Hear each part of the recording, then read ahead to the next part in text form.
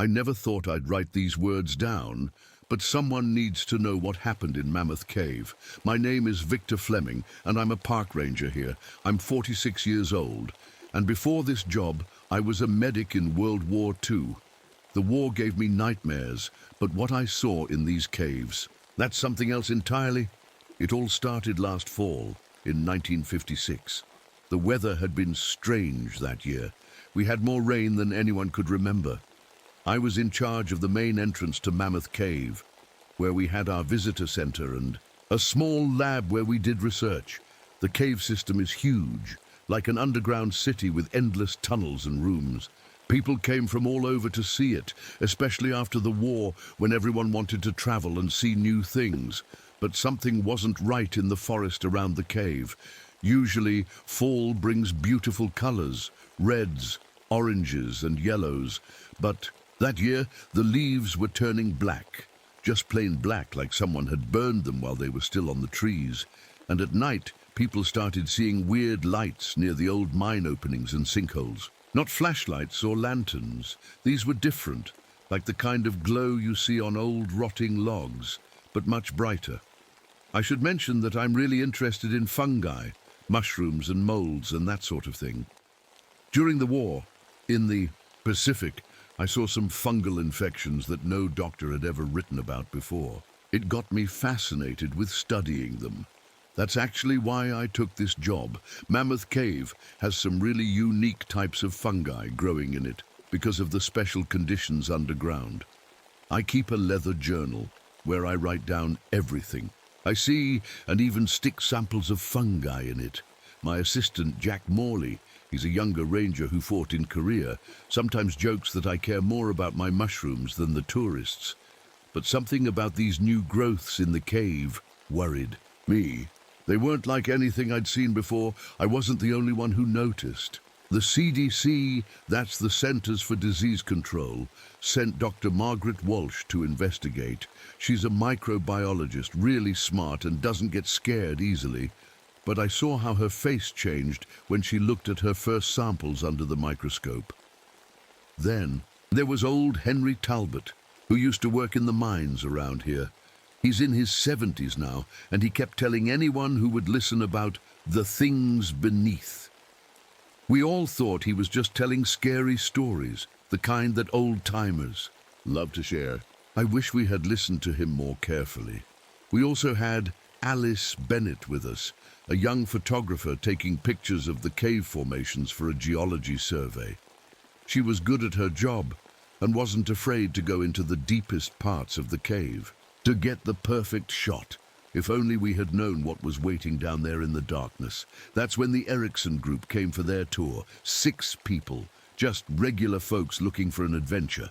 There was an insurance salesman who kept telling bad jokes, a quiet school teacher, a retired couple who held hands everywhere they went, and 2 college students who couldn't stop taking pictures. They were so normal, so innocent. I remember their faces so clearly now. I have to remember them because what they became. Well, that's the real horror of this story. But before I tell you what happened to them, you need to know about the first signs that something was terribly wrong. Our underground sensors started picking up movement in parts of the cave we hadn't even mapped yet. Local farmers started finding their cows and sheep in a state I still have trouble describing. Hollow inside, but somehow still walking around for hours afterward. And then there were the 2 maintenance workers who went temporarily blind after some strange fungal spores got in their eyes. We should have shut everything down right then. But who would have believed us? How do you tell your bosses that something impossible is growing in the caves? Something that's been waiting down there, maybe for thousands of years, just waiting for the right conditions to wake up. I'm writing this all down now because people need to know the truth. What's still down there in Mammoth Cave isn't natural. It's not just a fungus or a new species. It's something that thinks, something that plans, something that hungers. And worst of all, something that knows how to wait. Let me tell you what happened when Jack found that hidden chamber and everything started to go terribly wrong. It was a Tuesday morning when Jack came running into my office. His face was white as a sheet, and his hands were shaking so bad he could barely hold his flashlight. Jack wasn't the type to get scared easily. He'd fought in Korea, after all. But whatever he'd seen down there had him terrified. "Victor," he said, trying to catch his breath, "you need to see this. There's a room, a chamber we never knew about. I was checking the path for tomorrow's tour when I found it. I grabbed my journal and camera, and we headed down into the cave. The air felt different that day, thicker somehow, with a sweet smell that reminded me of rotting leaves. Our footsteps echoed off the walls as Jack led me deeper than our usual tourist routes. "Watch your step here," Jack whispered, pointing to a narrow crack in the wall. I almost missed it myself. We squeezed through the crack, and that's when I saw my first glimpse of something that would change everything. The chamber was huge, like a giant underground ballroom, but it wasn't the size that made my heart stop. It was what was inside. Bodies, at least 3 of them, perfectly preserved. They were covered in a strange, glowing fungus that pulsed with a faint blue light. The fungus seemed to have grown through them, like roots through soil. But these weren't ancient bodies. One of them was wearing modern clothes. "We need to call the police," Jack said, but I held him back. "Wait," I said, taking out my camera. "We need to document this first. Something's not right here." I took samples of the fungus while Jack kept watch. Under my flashlight, I could see how the fungus had spread through the bodies in a pattern I'd never seen before. It wasn't just growing on them, it was replacing them. Back in the lab, Dr. Walsh looked at my samples under her microscope. I'll never forget how her hands trembled as she stepped back from the eyepiece. "This isn't possible," she said, shaking her head. "The DNA structure, it's like nothing we've ever seen. And look, the samples are still growing. They're rebuilding themselves." That's when Alice, our photographer, burst into the lab. She'd been documenting the cave walls and found something disturbing. Ancient cave paintings showing human figures with mushroom-like growths coming out of them. The paintings had to be thousands of years old. "There's more," she said, spreading out her photos on the table. "Look at how the figures change in each painting. It's like they're showing a transformation. We were so focused on the photos that we almost missed the sound coming from Dr. Walsh's samples.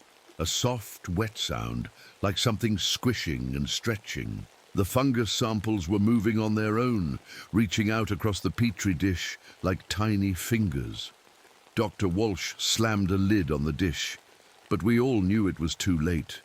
We'd just discovered something that had been hiding in these caves for who knows how long, something that was waking up.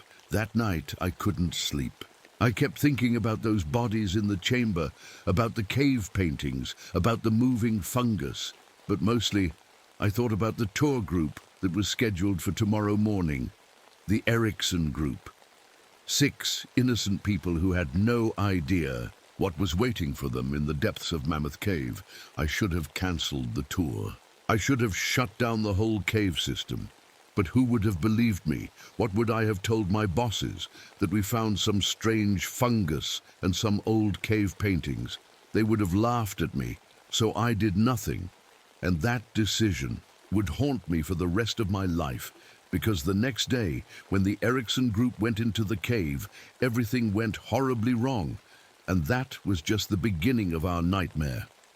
The morning the Erickson group went missing started like any other tour day. The 6 of them were waiting in the visitor center, excited about their cave adventure. Mr. Erickson, the insurance salesman, was cracking jokes as usual. Mrs. Peterson, the schoolteacher, was reading a cave guidebook. The college students, Tom and Sarah, couldn't stop taking pictures of everything. And the retired couple, the Hendersons, just smiled and held hands. Jack was supposed to lead the tour, but he called in sick. He said he couldn't face going back into the caves after what we'd found. I didn't blame him, but that meant I had to take the group myself. "The tour will take about 2 hours, I told them, checking their safety equipment. "We'll stay on the marked paths. Please stay close together. It's easy to get lost down there." If only I had known how true those words would become. Everything was fine for the first hour. We saw the usual cave formations, took pictures, and I answered questions about the cave's history. But then we reached the new section we'd opened up just last month. That's when things started to feel wrong. The air got thicker with that same sweet, rotting smell I'd noticed before. My flashlight beam seemed weaker, like something was eating the light. And the walls, they looked different, wet, almost alive. "Is everything okay, Mr. Fleming?" Mrs. Peterson asked. She'd noticed me staring at the walls. Before I could answer, we heard something. A sound that shouldn't exist, that deep in a cave, like whispers, but not quite human. The college students' cameras stopped working at the same time, and 2 of our flashlights died. "We should go back," I said, trying to keep my voice steady. But when I turned around, I realized I didn't recognize the tunnel behind us. Somehow the path had changed. That's when Mr. Henderson pointed to something on the wall. "Look at that. Is that some kind of mushroom?" It was growing right before our eyes, not slowly like normal fungi, but fast, spreading across the cave wall like spilled water. And it was glowing with that same blue light we'd seen in the hidden chamber. "Everyone, stay together," I shouted. But the panic had already started. The group scattered in the darkness, their screams echoing through the tunnels. I heard running footsteps, more screams, and then silence. I searched for hours with my backup flashlight, called their names until my voice gave out. But all I found were their abandoned cameras and a few flashlights. The cave had swallowed them whole. When I finally made it back to the surface, the sun was setting. I called the police, and soon the cave was swarming with search and rescue teams. But they didn't find anything. No bodies, no evidence of what happened. It was like the Erickson group had vanished into thin air. 3 days later, Mrs. Erickson walked out of the cave all by herself. She was perfectly clean. No dirt, no cuts, not even looking tired. She said she had no memory of what happened or where the others were, but something was different about her, the way she moved, the way she talked. It wasn't quite right. I noticed she never went out in sunlight. And the amount of food she ate, no normal person could eat that much. But the strangest thing, when she talked, I could swear I heard that same whispering from the cave in her voice. Dr. Walsh wanted to examine her, but Mrs. Erickson refused. She just stayed in her hotel room, ordering plate after plate of food from room service, and at night, people said they saw her walking around the park, staring at the cave entrance. I knew something was terribly wrong, but I had no idea how wrong until I found something in the visitor center's supply closet, something that made my blood run cold. It was the real Mrs. Erickson's body, or what was left of it. Just an empty shell, like someone had hollowed her out from the inside. And all around the body, growing in beautiful, terrible patterns, was that glowing blue fungus. The thing walking around town, eating all that food and avoiding sunlight. It wasn't Mrs. Erickson at all. It just looked like her. And somewhere in the depths of Mammoth Cave, I knew the same thing was happening to the rest of the group. The morning after we found the real Mrs. Erickson's body, I got a call from Dr. Walsh. Her voice sounded strange, shaky. "Victor, you need to come to the lab," she said. "Something's happening to me." I ran to the research lab as fast as I could. When I got there, I found Dr. Walsh sitting at her microscope. Her right hand had a bandage on it, and she was sweating even though the room was cold. "I cut myself yesterday," she said, unwrapping the bandage. "While examining the fungus samples, look!" My heart nearly stopped. Small blue patches were growing on her hand, just like the fungus in the cave. But that wasn't the scariest part. The patches were pulsing like they had a heartbeat of their own. "I can feel it, Victor," she whispered. "I can feel what it wants. It's alive, really alive, and it's so old, so hungry." Just then Alice burst into the lab. "They found Ranger Morley," she said, out of breath. "He's outside his cabin, but there's another one of him too." We ran outside. Jack was there, looking terrified, pointing at something behind his cabin. When we looked around the corner, we saw it. Another Jack Morley, exactly the same, staring back at us with empty eyes. The fake Jack smiled, but the smile was wrong, too wide, too many teeth. Then it spoke, but the voice wasn't just Jack's. It was like 100 voices whispering together. "We have waited so long," it said. "So long in the dark, but now we're awake. And there's so much to harvest." Dr. Walsh grabbed her hand and gasped. The blue patches were spreading up her arm now, but her eyes were bright, focused. "I understand now," she said. "The fungus, it's not just copying us. It's learning from us. Every person it takes, it gets smarter, better at pretending to be human." We backed away from the fake Jack. It just stood there, still smiling that horrible smile. The real Jack was shaking. "I've been seeing it for days," he said, standing outside my window at night, watching me. Back in the lab, Dr. Walsh was getting worse. The fungus had spread to her shoulder, but she insisted on telling us everything she could. "It's been here for thousands of years," she said. "Those cave paintings, they're warnings. This thing, it's like a hive mind.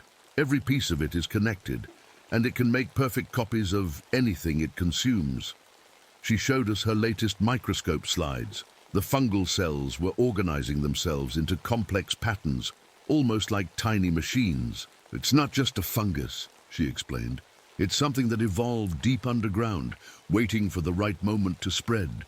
And all that chemical waste from the old mines that seeped into the cave system, it didn't hurt it. It woke it up." That's when we heard screams from the visitor center. We ran outside to find tourists pointing at the cave entrance. Something was coming out, shapes that looked like people, but moved all wrong, like puppets being pulled by strings. I recognized them, the missing members of the Erickson group, but they weren't human anymore. Their skin had a blue tint, and their movements were too smooth, too perfect. They walked right past us, spreading out toward the parking lot, toward the town. "We need to stop them," I said, but Dr. Walsh grabbed my arm with her good hand. "It's too late," she said. "They've already started. Every person they copy becomes a new part of it, a new way to spread. And I can feel it in my mind now. It's so vast, so ancient.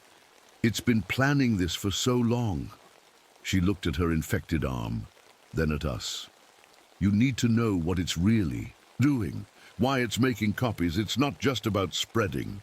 It's about preparing. What's out there now? Those aren't just copies. They're like seeds, and once they're ready..." Dr. Walsh never finished that sentence. Her eyes rolled back, and she collapsed. The fungus was spreading faster now, covering her chest, reaching for her neck. We had to lock her in the lab. I can still hear her screaming, not in pain, but in wonder at what she was becoming. That was when I realized we were dealing with something far worse than we'd imagined. The fake Mrs. Erickson, the duplicate Jack, the copies coming out of the cave, they were just the beginning. The real horror was what they were all building up to. And somewhere deep in the cave, in chambers we'd never mapped, something was growing. Something that had been patient for thousands of years. Something that was finally ready to show itself. We had no choice but to go back into the cave. Alice, Dr. Walsh, who was fighting the fungus spreading through her body, and I grabbed our equipment and headed down.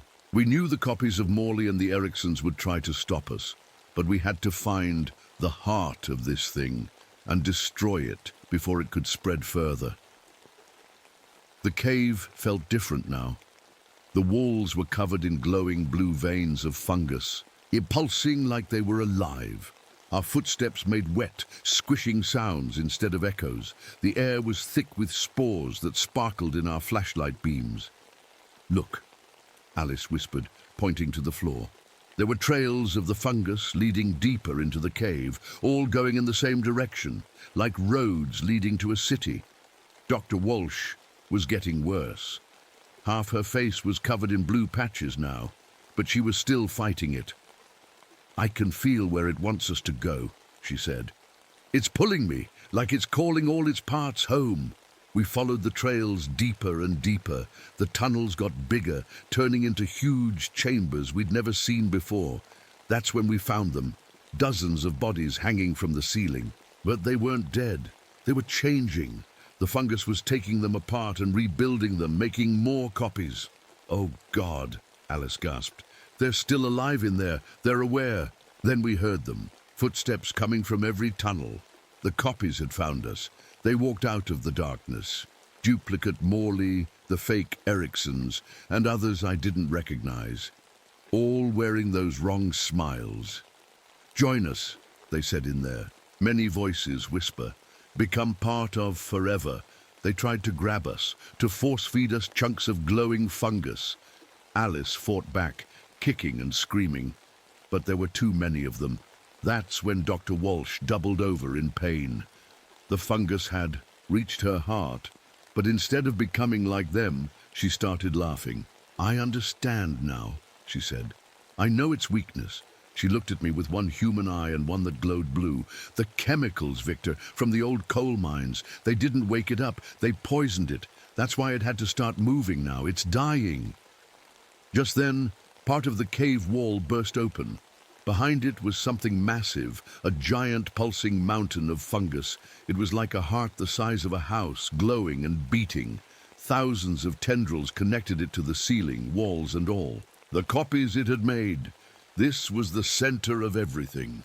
The original thing that had been hiding down here for so long. Alice broke free from the copies holding her. "The old mine shaft," she shouted. "It connects to this chamber. If we can just—" She never finished. One of the tendrils grabbed her, pulling her toward the heart. But she didn't scream. Instead, she grabbed her camera and took one last picture, the flash lighting up the whole chamber. In that bright moment, I saw the truth. The heart was afraid of the light. "Go," she yelled. "I'll keep them busy." Dr. Walsh grabbed my arm. "The mine shaft. We have to flood it with the toxic waste from the coal seams. It's the only way." We ran while Alice fought them off with her camera flashes. The copies chased us, but they were slower in the light from our flashlights. We found the old shaft still full of coal and mining chemicals. "Here!" Dr. Walsh handed me her lighter. She was almost completely taken over by the fungus now. "The old coal seams. They're still here. Light them up, the smoke, the chemicals. They'll poison it. But you'll die too," I said. "The fungus in you." She smiled with what was left of her human face. "I know. Do it. Now." I lit the coal seams while Dr. Walsh held off the copies. The fire spread quickly, filling the tunnels with thick, toxic smoke. The copies started screaming, not with human voices, but with a high-pitched shriek that shook the whole cave. The last thing I saw before I ran was Dr. Walsh walking into the smoke, leading the burning poison back to the heart chamber. The cave started collapsing behind me as I ran for the surface. By the time I got out, the entire section had caved in. They blamed it all on gas leaks, said the tourists got lost and hallucinated from bad air. The cave section was sealed off with concrete. Nobody believed my story, but I still check the soil samples every week. I keep testing for any sign of the blue fungus. The cave system is huge. Who knows if we got all of it? Sometimes at night, I think I see things moving in the forest. And yesterday morning, I found something that made my blood run cold. I've been locked in my basement for 3 days now, running tests, because I finally realized something terrible. The man who's been living in my house, doing my job, writing in my journal for the past 3 months, that's not me, and he just found the key to the basement door.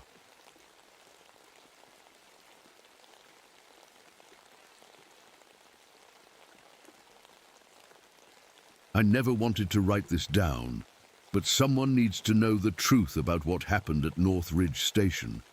My name is Marcus Abernathy, and I've been a park ranger at Denali National Park for the past 3 years. But before that, well, that's where this whole nightmare really begins. The tiny cabin window rattles as another blast of wind hits it. It's early winter 1987, and I'm sitting here in my ranger station, watching the first real snowstorm of the season pile up outside. The tourists are all gone now, smart people heading south before Denali turns into the frozen wasteland it becomes every winter. But I'm still here because I chose to be, because I knew this day would come. My little station sits all alone, up here in the northern part of the park. It's not much, just a main cabin where I sleep and work, a small medical room for emergencies, a garage for the snowmobiles and some storage buildings. When night falls, which is pretty much all the time now with only 6 hours of daylight, the temperature drops to 40 below zero. The wind howls through the ancient pine trees, making sounds that remind me of... No, I'm not ready to talk about that yet. I should probably tell you a bit about myself first. The other rangers think I'm just some ex-military guy who's good at tracking animals and surviving in the wild. That's true, but it's not the whole story. There are things in my past that I've tried to forget. Things that happened in Siberia that no one was ever supposed to know about. Things involving wolves, experiments, and a project that went horribly wrong. I've got company up here at least. Dr. Eliza Morgan, our wildlife biologist, comes by often to check on the wolf pack she studies. Thomas Green flies supplies in when the weather lets him, though he's been drinking more lately, saying he's seen strange things while flying. Then there's Agent Davidson, who claims he's just here to count wolves, but I know better. My boss, Chief Ranger Mercer, thinks I'm paranoid and tells me to stick to the rule book. And just last week, we got a new ranger named Sofia Rodriguez, transferred up from Yellowstone. She's a crack shot with a rifle, which might come in handy sooner than she thinks. I'm writing this now because something happened yesterday that confirms what I've been dreading. While checking the trails, I found an entire wolf pack dead in the snow. 11 wolves, all killed with surgical precision, except for the alpha male. The tracks around them, they started as wolf prints, huge ones, but then they changed. In some places they looked almost human. I know what made those tracks. I know because I helped create it back in Siberia. We called it Subject 7, but the local tribes here have an older name for it, the Amarok, and now it's found me, just like I always knew it would. The wind's picking up again, and the radio's starting to crackle with static. The storm's going to get worse before it gets better. I keep looking out into the darkness, watching the trees sway in the wind. Sometimes I swear I see eyes out there, watching me back. Intelligent eyes, waiting. I should have killed it when I had the chance. Now I have to finish what I started or die trying. But first, I need to write down everything that's happening. Someone needs to know the truth, in case things don't go the way I hope. The howling's starting again. It's not like normal wolves. If you listen carefully, you can almost make out words in it. I need to check the perimeter before dark. If you're reading this, pray for us, because up here in the endless night of an Alaskan winter, something is hunting me. Something I helped create. And it's not going to stop until one of us is dead. The morning after I found the dead wolves, Dr. Morgan showed up at my cabin. Her face was pale as she burst through the door, snow falling from her coat. "Marcus, something's wrong with the tracking. Our collars," she said, pulling out her tablet. "Look at this." I stared at the screen showing the movement patterns of all our collared animals. Wolves, bears, even a few moose. Every single dot on the map was moving toward the same spot, deep in the forest, like someone had turned on a giant magnet. "That's not the weirdest part," Eliza said quietly. 10 minutes after they all reached this point, every collar went dead. All of them, at the exact same time. My stomach turned. I knew what it meant, but I couldn't tell her. Not yet. That afternoon, Thomas Green's small plane came in for our weekly supply drop. I could tell something was wrong by the way he landed. Too fast, too rough. When he stumbled out of the cockpit, his hands were shaking. "You won't believe what I just saw," he said, reaching for his hip flask. "I was flying over Miller's Ridge, about 10 miles out. Something was running alongside the plane." "Running?" I asked. "At plane speed?" Thomas took a long drink.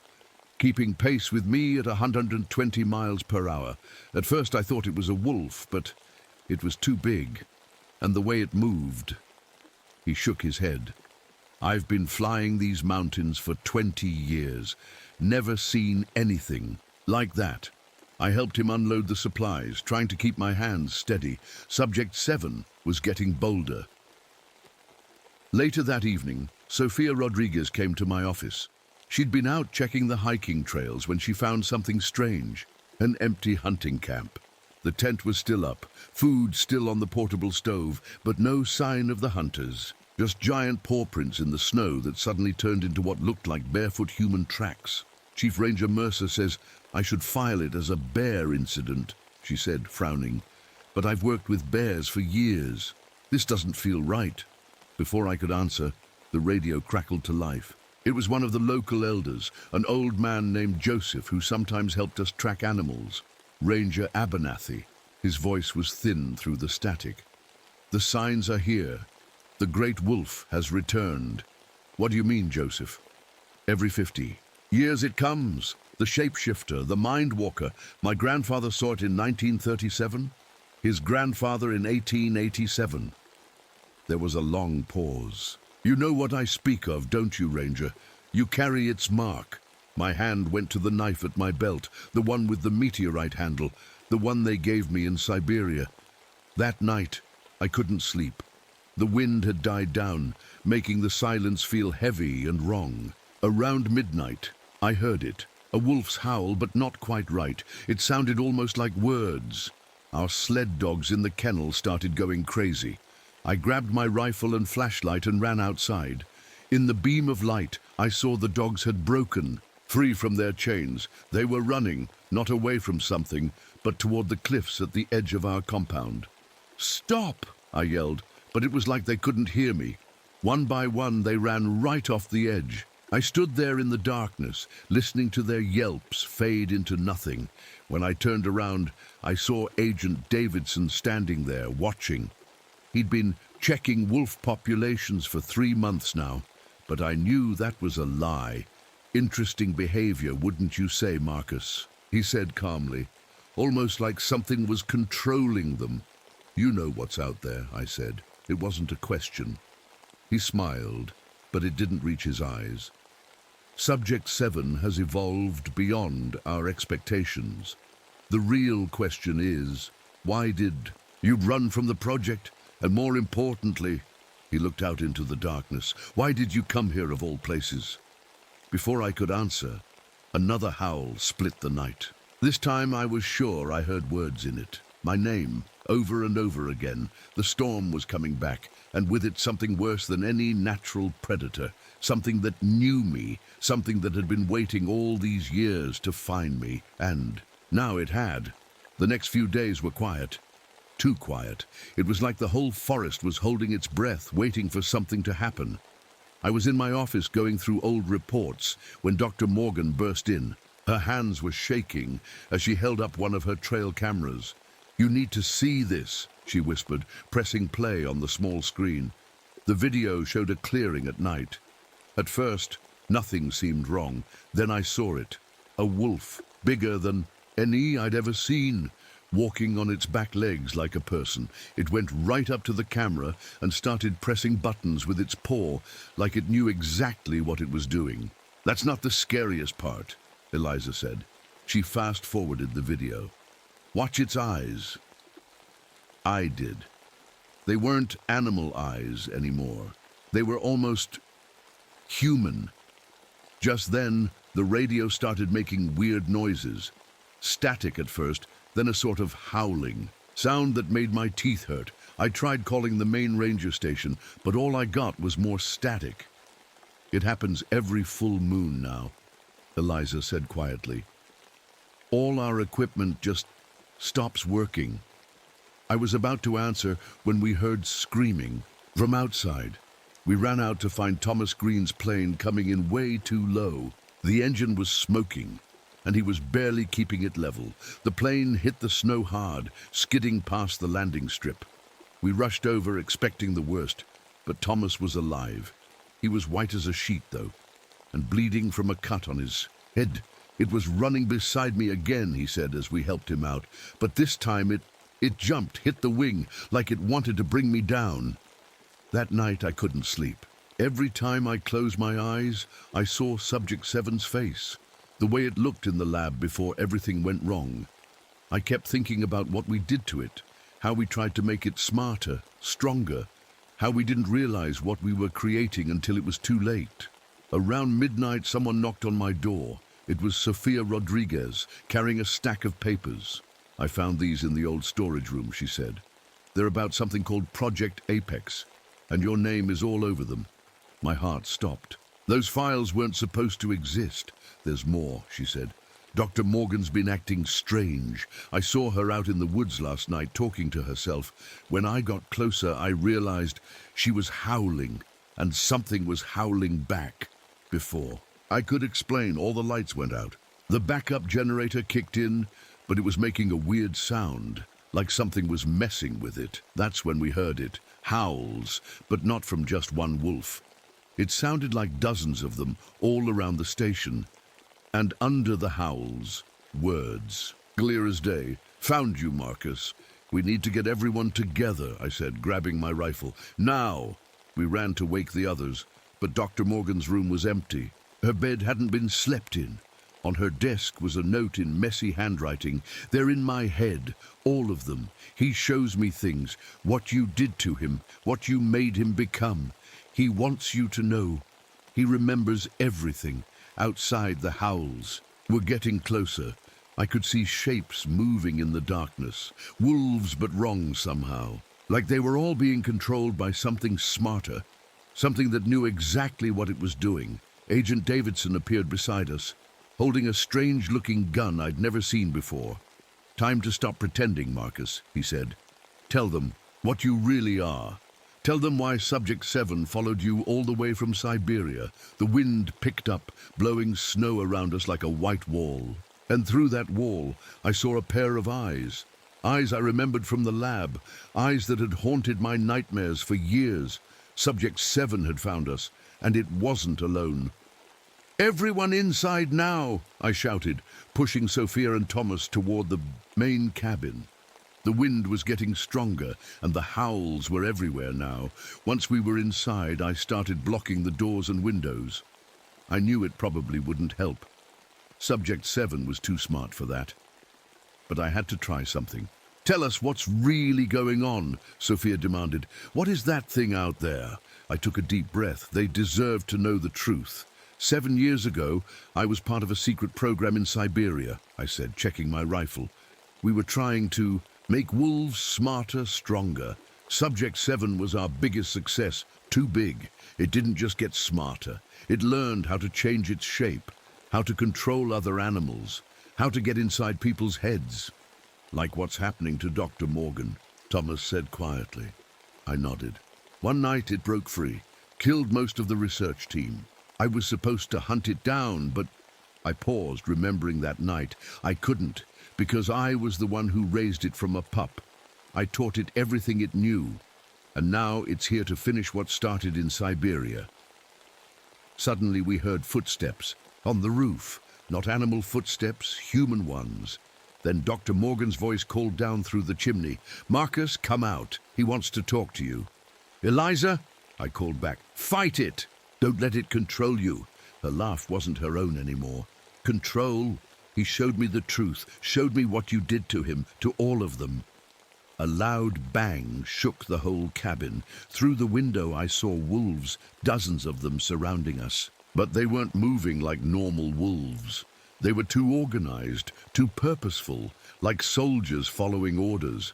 The creatures controlling them, Agent Davidson said, loading his strange gun with glowing blue darts, silver-tipped tranquilizers mixed with the same meteor rock your knife is made from. The only thing that can stop it from changing shape. How? Do you know that? Sophia asked, her hand on her own gun. Davidson smiled coldly. Because I'm not really here to study wolves. I'm here to capture Subject 7, alive. The program never ended. We just needed better. Test subjects. Before anyone could react, all the lights went out again. In the darkness, I heard scratching at the walls, not just from outside, From inside, too, like something was in the walls with us. The vents, I whispered. It knows about the vents. We heard a soft thud from the back room, then footsteps. Someone was inside with us. Hello? Thomas called out shakily. Eliza? A voice answered, Sophia's voice from the darkness. Over here. I found the backup generator. But Sophia was standing right next to me. The thing wearing Sophia's voice stepped into the dim light from our flashlights. It looked exactly like her, down to the smallest detail. But its eyes were all wrong. Run! I shouted, but it was too late. The fake Sophia's face began to change, stretching and twisting. Fur sprouted from its skin. And those eyes, those terrible, familiar eyes, never stopped staring at me. Subject 7 had learned some new tricks since Siberia, and it was about to show us all of them. The fake Sophia lunged at us, its body still changing. I pushed Thomas out of the way and rolled behind a desk, grabbing my meteorite knife. The storage room! I yelled. Go! We ran, slamming the heavy metal door behind us. Outside, we could hear claws scraping against the walls. I don't understand, Sophia said, breathing hard. How can it look like people? It learns, I said quietly. Everything it sees, everything it touches, it learns from it all. Back in Siberia, we thought we were just making it smarter. We didn't. Realize we were creating something that could change itself, could get inside our heads. Davidson checked his gun. The government wants it back. Think about it. A creature that can look like anyone, control other animals, read minds. It's not a weapon, I snapped. It's not a thing. I raised it. I saw how it changed, how it started to understand everything we were doing to it. A voice came from outside the door, Dr. Morgan's voice, but wrong somehow. Tell them the rest, Marcus. Tell them why you really came here. My hands were shaking. I chose this post because I knew it would find me eventually. I knew it had to end here. Suddenly, the metal door began to freeze over, frost spreading across it like spider webs. The temperature in the room dropped so fast I could see my breath. The pipes, Thomas whispered. It's freezing the water in the pipes. The pipes in the walls started to crack. One by one they burst, spraying us with icy water. The door was getting colder and colder, metal groaning as it froze. Marcus, Dr. Morgan's voice called again. Remember when you used to read to me in the lab, when you taught me about the stars? Before they started cutting, before they started changing me, my heart stopped. The others were staring at me. What's it talking about? Sophia asked. Subject 7. I could barely get the words out. It wasn't just any wolf pup. It was special from the start. It could understand us, really understand. I taught it to read, to solve puzzles. I thought I was helping it. The frozen door suddenly shattered, exploding inward. We dove for cover as ice shards flew everywhere. In the doorway stood Dr. Morgan, but her eyes were different now.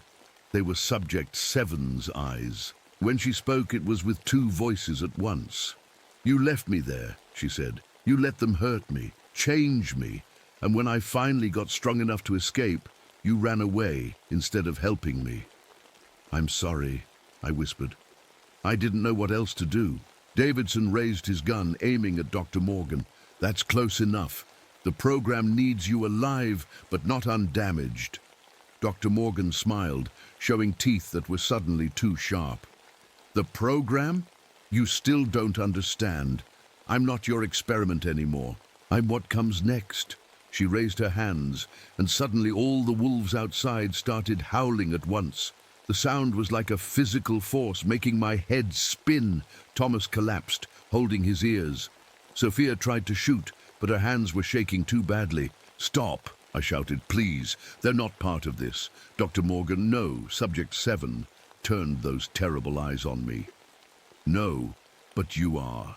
And now you're going to feel what I felt. All of it. The last thing I saw before the darkness took me was Davidson trying to run. But the wolves were waiting. They'd always been waiting.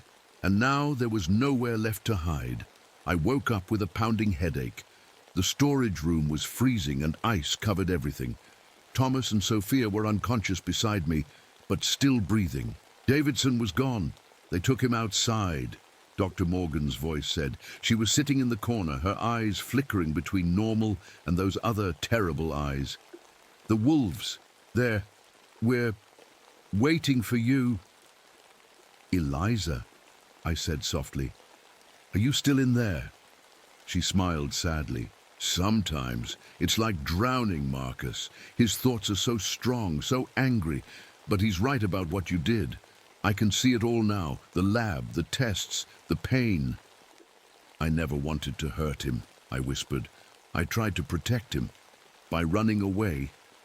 Those other eyes took over completely now.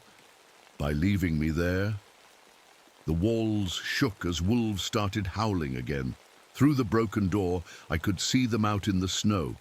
Dozens of them, all sitting perfectly still, watching the building. In the middle of them was something bigger, something that kept shifting between wolf and human shapes. He wants you to come outside, Dr. Morgan said. Just you.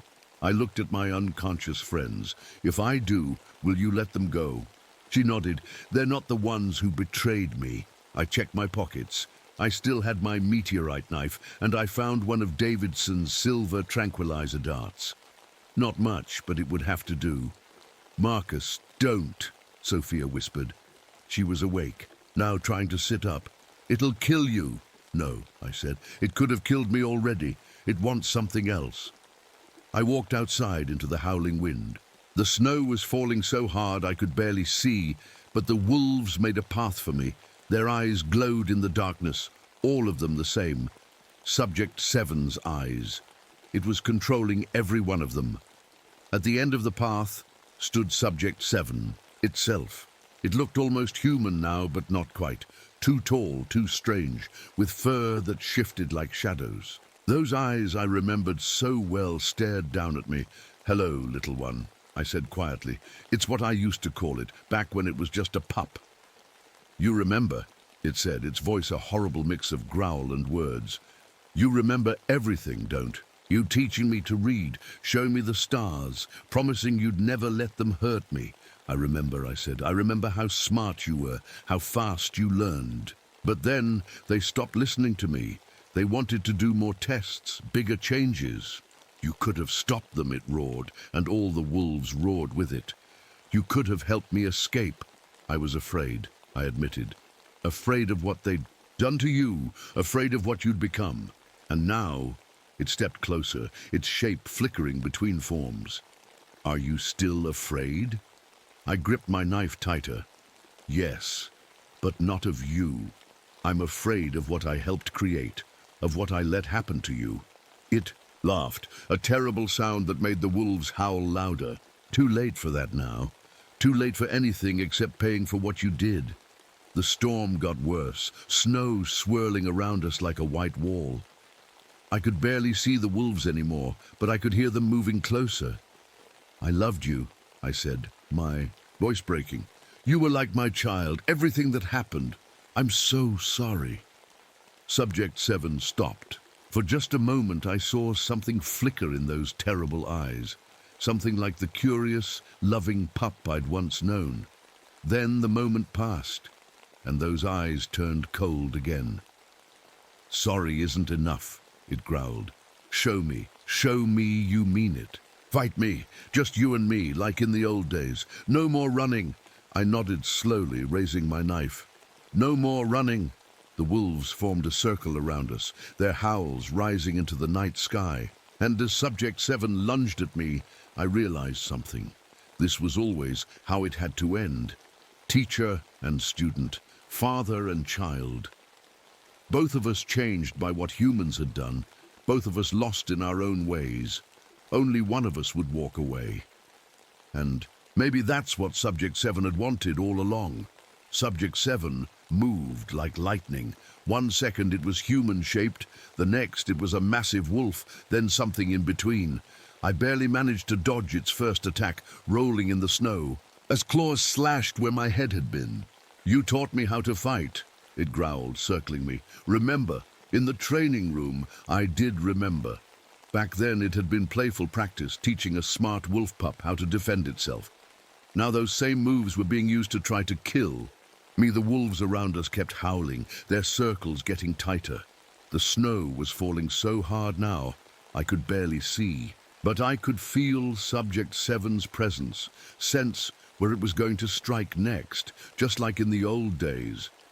It lunged again, but this time I was ready. I stepped aside and slashed with my meteorite knife. The blade caught its shoulder, drawing dark blood. Subject 7 roared in pain, and all the wolves roared with it. The meteorite hurts, doesn't it? I said, trying to catch my breath. It's the only thing that can stop your changing. You always were clever, it snarled, its wound, already healing but slower than usual. That's why they chose you to raise me, to teach me, to betray me. It rushed at me again, faster than before. This time its claws found their mark, ripping across my chest. I fell back into the snow, feeling hot blood against the cold air. I never wanted to betray you, I gasped. I wanted to save you. Liar! It roared, and the storm grew even stronger. The wolves pressed closer, their eyes glowing with Subject 7's rage. I had one chance left. One thing I hadn't told anyone, not even Davidson. The silver tranquilizer dart I'd taken wasn't just filled with drugs. It had a piece of the same meteorite my knife was made from, ground up fine enough to enter the bloodstream. Subject 7 stalked toward me, taking on its most terrifying form yet, half wolf, half human, all rage and pain and power. Any last words, teacher? I looked into those eyes I'd seen change from curious to loving to hateful over the years. Just 3, I said quietly. I love you. I threw my knife hard. Subject 7 caught it easily, just like I'd taught it to do years ago. But while it was distracted, I jabbed the dart deep into its leg. The effect was instant. Subject 7's body started to spasm, its shapes all trying to change at once. The wolves around us began to shake, their connection to their master breaking. What did you do? It gasped, falling to its knees. The same thing you did to me, I said, my own vision starting to go dark from blood loss. I didn't run. Away. Subject 7 collapsed in the snow beside me, its body finally settling into its original wolf form, the same beautiful, silver-furred creature I'd raised from a pup. The rage in its eyes was fading, replaced by something else, something almost like peace. I didn't want to leave you, I whispered, reaching out to touch its fur one last time. I didn't want any of this. I know, it said softly, its voice now, just a gentle growl. I know now. We lay there in the snow together, both of us bleeding, both of us dying. Around us, the wolves began to leave, their eyes normal again. The storm started to calm. Look, I said, pointing up at the sky with my last strength. The stars, like when you were little. Subject 7 looked up, and for a moment I saw that curious pup again. They're beautiful, it whispered. Those were the last words we shared. As the dawn broke over the mountains, they found us there in the snow, teacher and student, father and child, both of us finally at peace. The official report called it a wolf attack. Sofia Rodriguez survived to become the new chief ranger. Dr. Morgan was found living among normal wolves months later, but she never spoke again. Davidson's body was never found, but sometimes, on cold winter nights, the rangers at North Ridge Station say they can hear wolves howling in strange, almost human voices. They say there's a pack up in the mountains that's different from the others. Smarter, more careful, led by a wolf with strange, knowing eyes. And if you look carefully at the snow around the station, you might find tracks that start as wolf, prints, and then change into something else. A reminder that some creatures are beyond our understanding, and some bonds are stronger than death itself. I know because I'm still here, watching. Changed, like Subject 7 was changed. Neither. Fully human nor fully wolf. Both of us living on in the endless winter of Denali, together at last, just like it always should have been.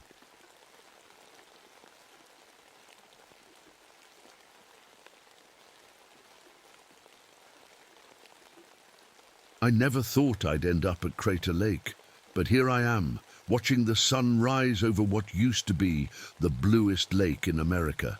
These days, it's starting to look more like tomato soup. My name's Kate Harlow, and I'm the ranger in charge of Cleetwood Cove Station. It's usually the busiest spot in the park, with tourists lining up to take boat rides or snap photos.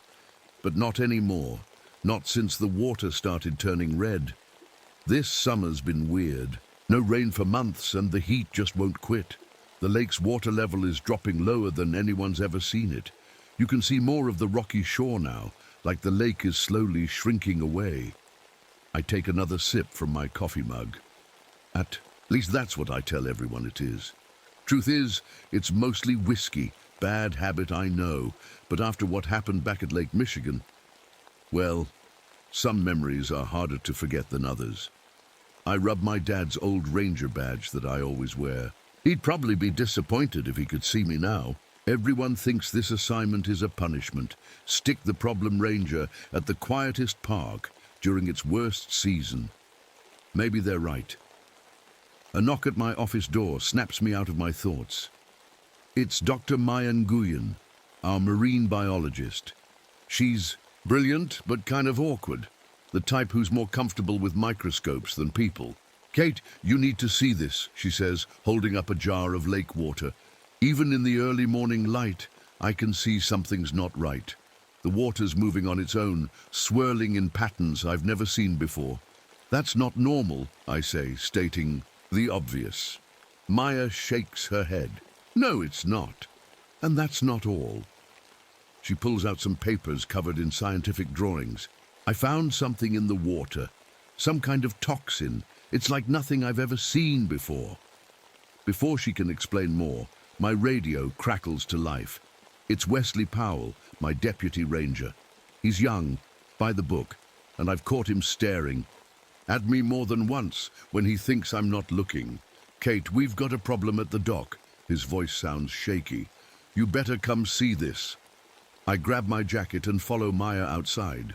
The morning fog hangs thick over the lake, but there's something else in the air, a feeling that makes the hair on my neck stand up. Something's wrong at Crater Lake, and I have a feeling this is just the beginning. As we walk to the dock, I spot Emmett Blackwater, one of the local elders, standing at the shoreline. He's staring at the water like he's seeing a ghost. When we pass by, he grabs my arm. "The ancient hunger has awakened," he whispers. "The drought has disturbed what should have stayed sleeping." I want to brush off his warning as superstition, but after everything I've seen in my years as a ranger, sometimes the old stories have more truth than we'd like to admit. When we reach the dock, I see why Wesley called. The wooden posts are torn up, with deep claw marks running all the way down into the water. They look fresh, and they're bigger than any animal I know that lives in these waters. "What do you think did this?" Wesley asks, his flashlight beam dancing over the gouges. I lean in for a closer look, trying to ignore the way the red water seems to pulse below us. "I don't know," I answer honestly, "but we're going to find out." Just then, we hear a car pulling into the parking lot. A family steps out, mom, dad, 2 kids, tourists, ignoring all the warning signs we've posted about water quality.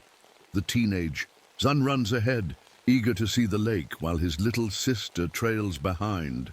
I should go tell them the lake's closed for swimming, but something catches my eye in the water.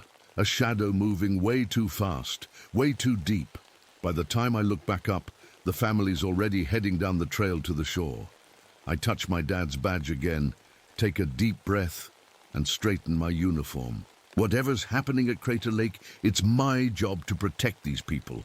Even if I have to face what's lurking in those red waters, I just hope I can stay sober long enough to do it. I spent the rest of the morning trying to keep the Jenkins family That's what the tourists were called, away from the water. Mr. Jenkins kept saying they'd driven all the way from Seattle, and his kids were so excited about swimming. I hated being the bad guy, but rules are rules. Just look at that water, I told them, pointing to the red patches spreading across the surface. Does that look safe to swim in? Mrs. Jenkins pulled her daughter closer, but their teenage son, Tommy, couldn't take his eyes off the lake. There was something wrong about the way he stared at it, like he was listening to something none of us could hear. Round noon, Superintendent Townsend called me into his office. He's been running Crater Lake for longer than I've been alive, and retirement can't come soon enough for him.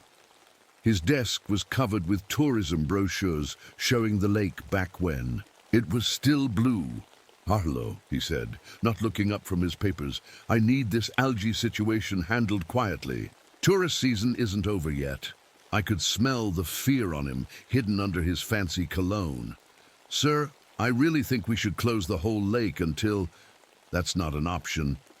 He finally looked at me, his eyes hard. "Just keep people out of the water and let Dr. Nguyen do her work. That's all." Back at my station, I found Wesley setting up new warning signs. He jumped when I walked in, quickly hiding something behind his back. "What's that?" I asked. He hesitated, then showed me a piece of metal, part of one of our research buoys that we use to measure water temperature. It was bent and twisted, with deep teeth marks pressed into the steel. "Found it washed up this morning," he said, quietly. "Kate, what kind of fish has teeth strong enough to do this?" Before I could answer, Dr. Nguyen burst in, her lab coat splattered with red water stains. Her hands were shaking as she held up a test tube. "The toxin levels are rising," she said, pushing her glasses up. "And it's changing people, making them see things. I've been running tests and—" She stopped, rolling up her sleeve to show us her arm. There were strange marks there, like cuts trying to become gills. Just then, my radio crackled. "Ranger Harlow?" It was Tommy Jenkins' mum, her voice high with panic. "Tommy's gone. He said he was just going to take pictures of the sunset, but he's been gone for hours. We found his camera by the shore." My heart sank. I grabbed my flashlight and emergency kit, trying to ignore the way my hands shook from needing a drink. "Wesley, call search and rescue. Maya, keep working on those samples. I'm going to check the shore." The sun was setting as I walked down to Cleetwood Cove. The fog was rolling in thick, but something else caught my attention. The water near the shore was moving wrong, flowing uphill in tiny streams before falling back down. I found Tommy's camera half buried in the wet sand. When I picked it up, I noticed the lens was partially dissolved, like it had been dipped in acid. Next to it were footprints leading into the water, and something else coming out. Something that didn't look human. The radio static made me jump. Through the crackling, I heard Wesley, "Kate, get back here now. The sonar, there's something big moving down there, really big, and it's coming up." I turned to leave, but froze. There, standing knee-deep in the water, was Tommy Jenkins. But something was wrong. His skin had a grey tinge, and when he opened his mouth to speak, lake water poured out instead of words. Behind him, the red water began to bubble and rise, forming shapes that looked almost like hands reaching for the shore. And in the dying light, I saw movement under the surface, something massive stirring in the depths of Crater Lake. I grabbed Tommy's arm and pulled. His skin felt cold and wet, like a fish. "We need to go. Now." He turned to me, his eyes now an unnatural pale blue. "They're calling us," he whispered, water still dripping from his mouth. "Can't you hear them singing?" That's when I saw it, just for a second in the fog. A face in the water, but not a human face. Something ancient, something hungry. And it was watching us. I clicked my radio, my fingers trembling. "Wesley, we're going to need a bigger boat." I managed to get Tommy back to his parents, but he wasn't the same kid anymore. He just sat there drinking glass after glass of water, staring out the window at the lake. His skin felt clammy, and small cuts that looked like gills kept appearing on his neck. He needs a doctor, I told Mrs. Jenkins, but Tommy screamed whenever they tried to take him away from the lake. Back at the research station, Dr. Nguyen wasn't doing much better. The strange marks on her arms were spreading, and she kept the lights dim because they hurt her eyes. She was hunched over her microscope, muttering to herself. "Look," she said when I walked in, pointing to her computer screen. "The water samples, they're alive, not just algae, something else, something that's trying to change us." I leaned in closer. Through the microscope camera, I could see tiny things swimming in the water. They looked like baby fish, but their shapes kept changing, like they were trying to become something else. "And that's not all," Maya said, rolling up her sleeve. The gill-like cuts were now definitely gills, moving slightly as she breathed. "It's happening to me too. I can hear them now, in my head. They're so hungry, Kate. They've been waiting so long." I backed away slowly. "Maya, we need to get you to a hospital." She shook her head, her eyes now showing that same pale blue color I'd seen in Tommy's. "It's too late. They chose me, like they chose the boy. We're going to help them come back." My radio crackled. Wesley's voice came through, shaky and urgent. "Kate, you need to see this. The lake. It's doing something weird." I ran outside. The fog had gotten thicker, but I could still see the water. It was moving in impossible ways, forming shapes that looked like people walking on the surface, and the red color was spreading, making patterns that reminded me of ancient writing. Emmett Blackwater was there too, watching the water with sad eyes. "In the old days," he said quietly, "when the waters turned red, our people would make sacrifices to keep the ancient ones sleeping. But some things won't stay buried forever." I wanted a drink so badly my hands were shaking, but I needed to stay sharp. Something was very wrong here, and I had a feeling it was about to get worse. That's when we heard the scream. It came from the Jenkins cabin. I ran there with Wesley, our flashlights cutting through the fog. Inside, we found Mrs. Jenkins crying. Tommy was gone again, and this time he'd taken his little sister with him.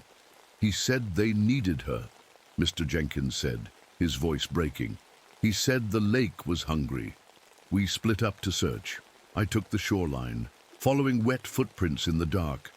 The fog was so thick now I could barely see, but I could hear something, a kind of singing coming from under the water.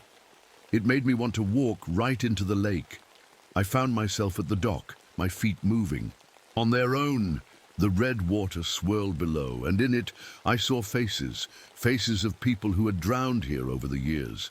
They were calling to me, telling me to join them. Pretty, isn't it? I spun around.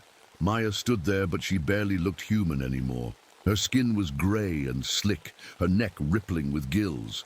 Behind her stood Tommy, holding his sister's hand. The little girl's eyes were wide with fear. "The transformation is beautiful," Maya said, water dripping from her mouth. "Soon they'll rise again, the original inhabitants of this lake. They just need a few more sacrifices." I reached for my radio, but Maya moved impossibly fast. Her hand shot out, grabbing my wrist. Her skin felt like wet rubber. "Don't you see, Kate?" She smiled, showing teeth that had grown sharp and numerous. "This is evolution. This is nature taking back what belongs to it." Behind them, something massive broke the surface of the lake, something that shouldn't exist.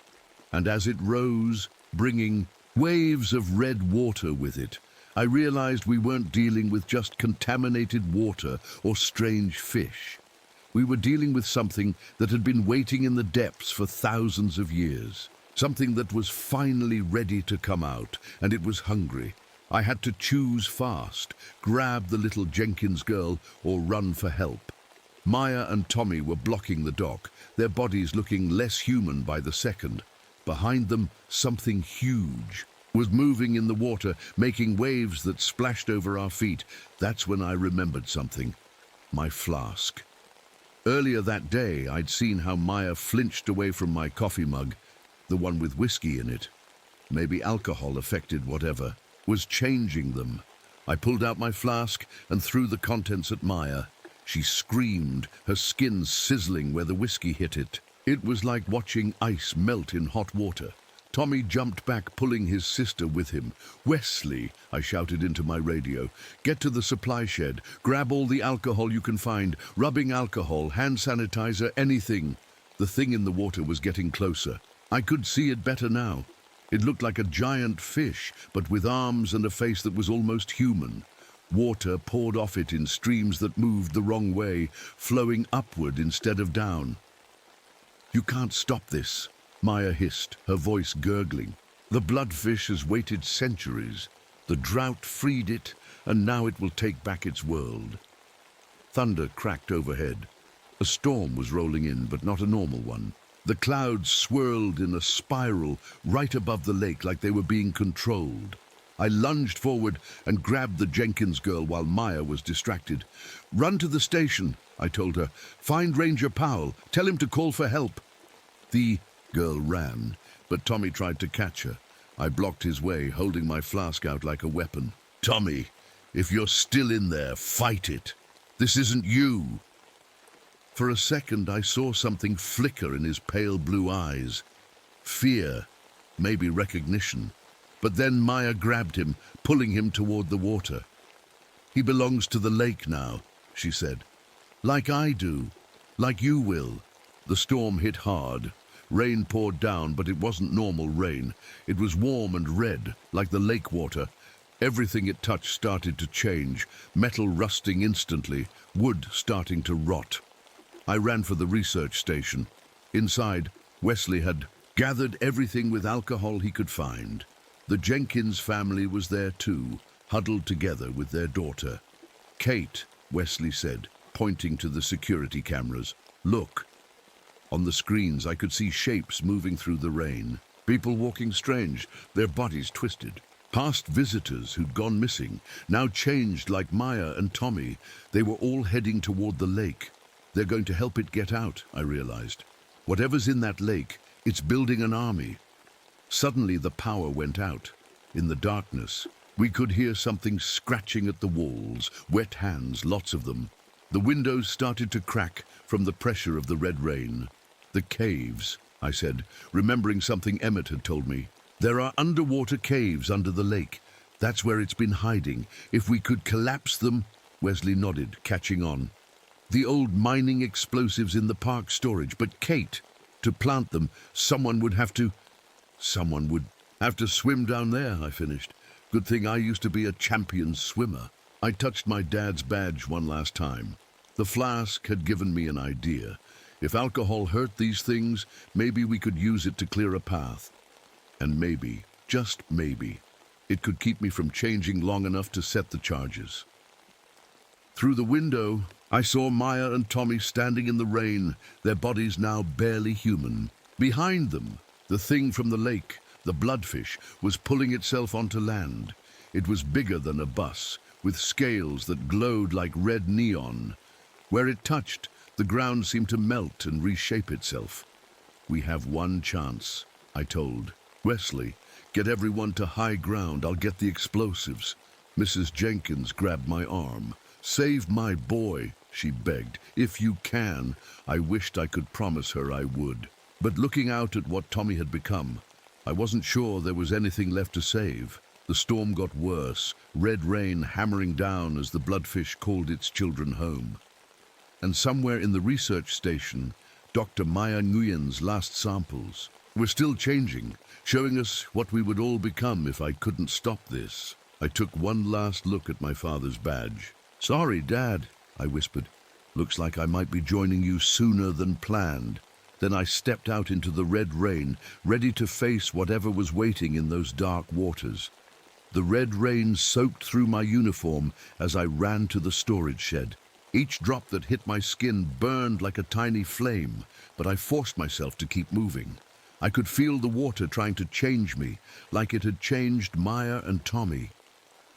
Wesley caught up with me, carrying a backpack full of bottles. "I filled everything I could find with hand sanitizer and rubbing alcohol," he said, breathing hard.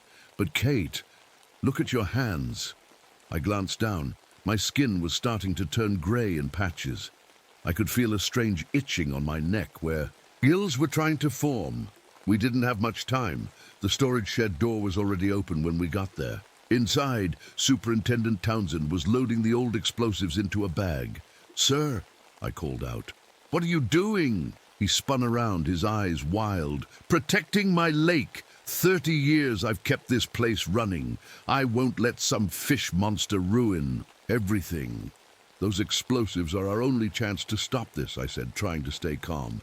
"We need to collapse the underwater caves." "No!" he shouted. "I'm going to blow up that thing myself. Show everyone I saved the park." Before we could stop him, he ran out into the rain, but he didn't make it far. A wall of water rose up from the ground, wrapping around him like a giant hand. When it dropped him, he wasn't moving. "We need to hurry," Wesley said, grabbing the remaining explosives. "The water's rising everywhere. Soon there won't be any dry land left." Back at the research station, things had gotten worse. The walls were covered in a red slime that seemed to pulse like it was alive. The Jenkins family, huddled in the highest corner they could find, while their daughter told us what she'd seen. "Tommy said they're making a new world," she whispered. "A water world. They want to change everything, make it like it was before." A crash from outside made us all jump. Through the broken windows, we could see Maya standing in the parking lot. But she wasn't alone. At least 20 people were with her, all former swimmers or hikers who'd gone missing over the years. Their bodies were twisted and fish-like, water streaming constantly from their mouths. And behind them all was the bloodfish. In the storm's lightning, I could see it clearly now. It was like someone had tried to make a person out of fish parts, but everything was in the wrong place. Its eyes glowed with an ancient intelligence, and when it moved, the water moved with it. "Oh, we need a distraction," I told Wesley, checking the explosives. "Something to keep them busy while I swim down to the caves." He looked at me like I was crazy. "You'll never make it. The water will change you before you get halfway there." I pulled out a bottle of rubbing alcohol. "Not if I drink this first. It might protect me long enough, and..." I hesitated, then pulled off my dad's badge. "I need you to keep this safe, just in case." Wesley took the badge, then did something that surprised me. He kissed me. "Don't you dare die down there," he said. I tried to smile, even though my neck was burning where the gills were forming. "Take care of the Jenkins family, and if I don't make it back, flood this whole place with alcohol. It's the only way to stop them." The little Jenkins girl ran up and hugged me. "Be careful," she said. "Tommy's still in there somewhere. I can feel it." I looked out at my friend Maya, at young Tommy, at all the lost souls the lake had claimed. Maybe there was still hope for them. But first, I had to stop what was controlling them. Wesley handed me the backpack of explosives. "I'll drive the park truck through them," he said. "That should give you an opening to reach the water." I nodded, trying not to show how scared I was. The gills on my neck were getting bigger, and I could hear voices in my head now, ancient voices, calling me to join them in the deep. But I had a job to do. This was my lake, my responsibility. And no matter what waited for me in those dark waters, I was going to protect these people. I grabbed all the alcohol I could carry and waited by the door. Outside, the bloodfish raised its massive head to the storm, calling forth even more red rain. The time for hiding was over. Now it was time to dive into the heart of this nightmare and hope I could find my way back out. Everything happened fast. Wesley crashed the park truck through the crowd of fish people, sending them scattering. I ran through the gap, my lungs burning as I swallowed the rubbing alcohol. It tasted awful, but I could feel it fighting against the changes in my body. "Kate!" Maya's voice called out behind me. "Don't do this. Join us instead. The water is so beautiful once you let it in." I didn't look back. I reached the shore and dove straight into the red lake.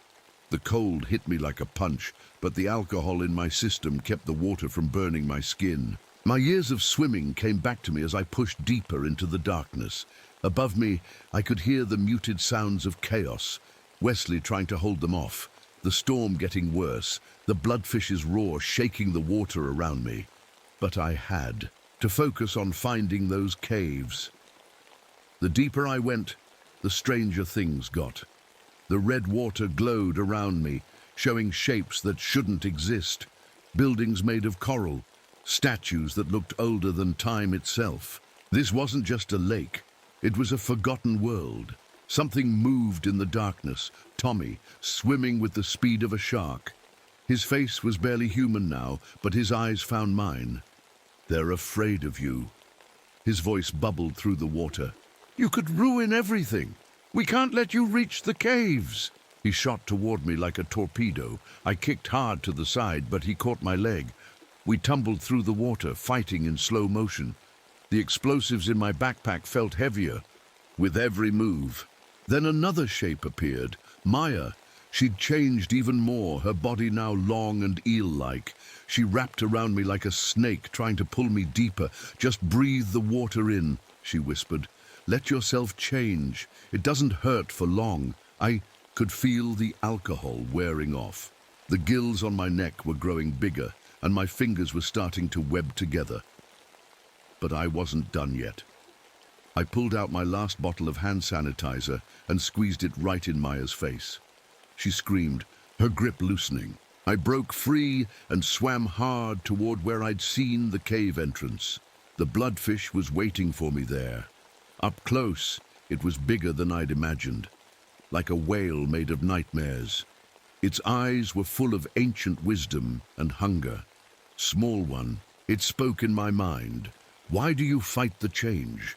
We ruled these waters before your kind crawled onto land. Now we take back what was ours." Images flashed through my head. A time when creatures like the bloodfish ruled the earth before they retreated to deep caves during some ancient disaster. The drought had finally freed them, and now they wanted to remake the world. "This isn't your world anymore," I thought back at it, "and I won't let you hurt these people." I pulled out the explosives, but the bloodfish just laughed in my mind. "You would die to stop us?" "No," I said, swimming closer, "but I'd die to save them." I shot upwards suddenly, letting the current carry me. The bloodfish followed, just like I hoped. When it opened its huge mouth to catch me, I threw the backpack straight down its throat. "Now, Wesley!" I screamed through the water, hoping he could hear the signal we'd planned. Above, through the red water, I saw a flash. Wesley had poured all the alcohol he had into the lake and set it on fire. The surface burst into flames. The bloodfish thrashed in panic, trying to spit out the explosives. But it was too late. I pulled the trigger in my hand. The explosion was like a thunderclap underwater. The cave entrance collapsed, crushing the bloodfish under tons of rock. The shockwave hit me hard, sending me tumbling through the water. Everything went dark. I felt myself sinking, the last of the alcohol wearing off. The water started burning my skin again. In the distance, I heard Maya and Tommy screaming as their connection to the bloodfish was cut off. My lungs were bursting. The gills on my neck weren't working anymore.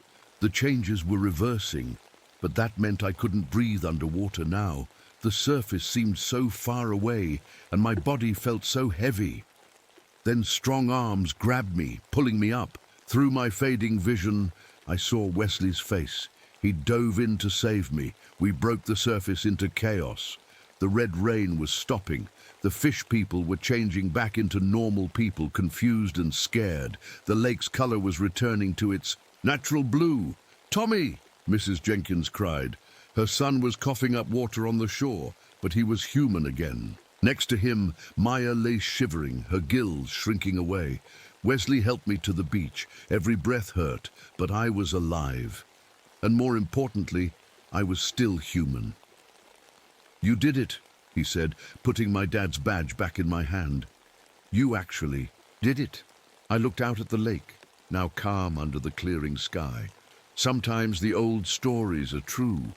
There are ancient things sleeping in dark places.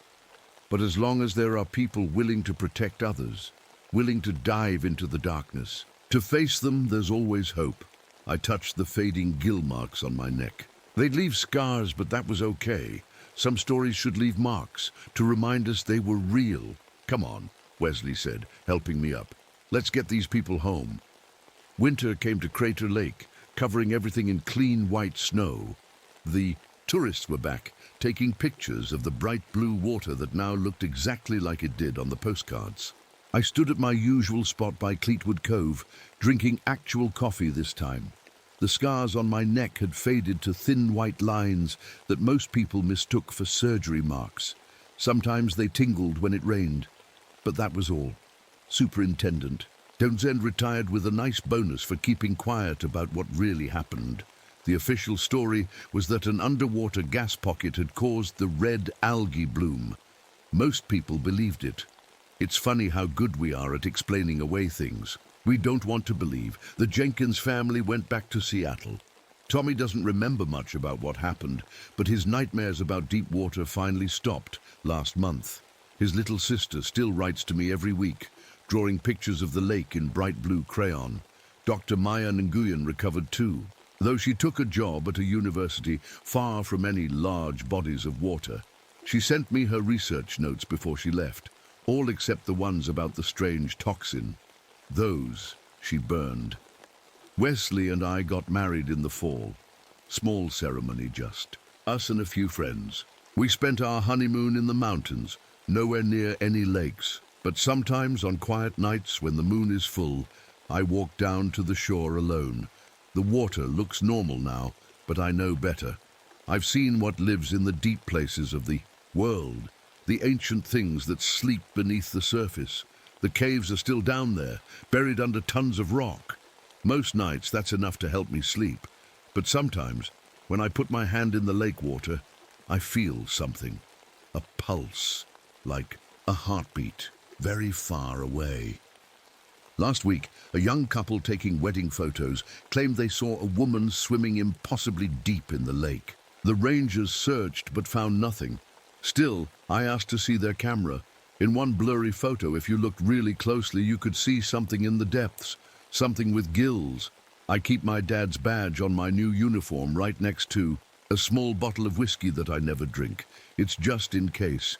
Because I learned something important that summer. The world is stranger than we want to believe, and sometimes the monsters are real. But I also learned that there will always be people willing to face those monsters. People willing to dive into dark waters to protect others. As long as that's true, we have a chance. The lake is calling me less often now. The nightmares about drowning are fading, but I keep watching the water, especially during droughts.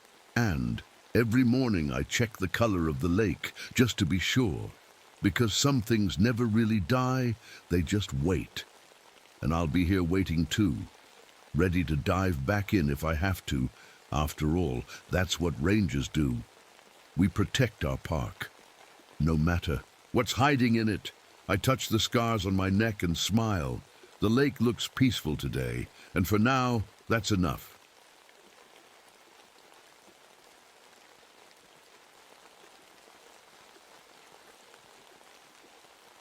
I never wanted to come to Jack Pine Ridge Outpost, but after what happened at Yellowstone, they didn't give me much choice. Take the remote posting or leave the service, they said. So here I am, surrounded by endless pine trees and frozen lakes. As far as the eye can see, my name is Martin Reeves. I'm 38, and I used to be an Army Ranger medic before Korea changed everything. Now I'm just a park ranger trying to piece my life back together one day at a time. The seaplane that dropped me off looked like a toy getting smaller and smaller in the gray sky. Standing there with my duffel bag and supplies, I couldn't help but think about Sarah, my ex-wife. 3 years since she left, and I still wake up reaching for her side of the bed. She couldn't handle my nightmares anymore, she said. Can't blame her, really. The ranger cabin is bigger than I expected. 2 stories of wooden walls and creaky floors. There's a medical station downstairs where I can put my old skills to use, and a watchtower that looks out over miles of wilderness. The radio equipment sits in a corner, my only link to the outside world. Well, that and the monthly supply runs. I was unpacking when I heard footsteps on the porch. It was Lena Whitefeather, the local Ojibwe guide. She had brought me some deer stew, but I could tell that wasn't the only reason for her visit. The forests. Here are old, Mr. Reeves, she said, her dark eyes serious. They hold secrets. The elders speak of one who whistles for souls. You'd do well to listen to the wind carefully. I wanted to laugh it off. I've heard plenty of local legends before, but something in her voice made me uneasy. Before I could ask more, we heard the buzz of another plane.